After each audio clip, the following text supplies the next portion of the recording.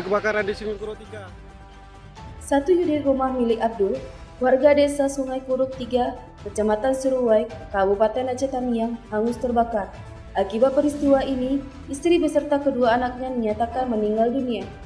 Korban kebakaran yang menghanguskan rumah semi permanen tersebut adalah seorang ibu berusia 37 tahun, balita umur 2,5 tahun, dan bayi berusia 2 bulan yang diketahui sedang tidur siang bersama. Sedangkan sang suami tidak berada di rumah lantaran sedang bekerja. Salah seorang tetangga korban, Rusdin, mengatakan warga setempat yang ikut membantu memadamkan api tidak mengetahui bahwa di rumah tersebut ada korban beserta anaknya. Karena kondisi rumah yang sepi, jadi warga mengira bahwa rumah tersebut tidak ada orang. Jadi kami ambil air berteroyong sama-sama. Jadi dalam 15 menit ya, setengah jam 1 jam, setengah jam, maka api itu mati. Tapi kami nggak tahu. Nggak tahu bahwa ada orang di dalam.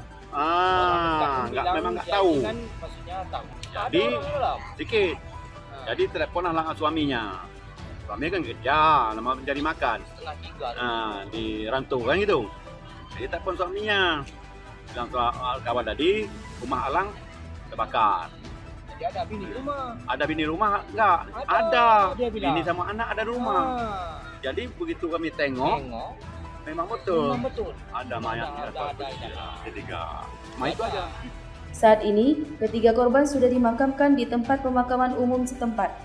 Dari Aceh Tamiang, Seli Novita melaporkan untuk Puja TV.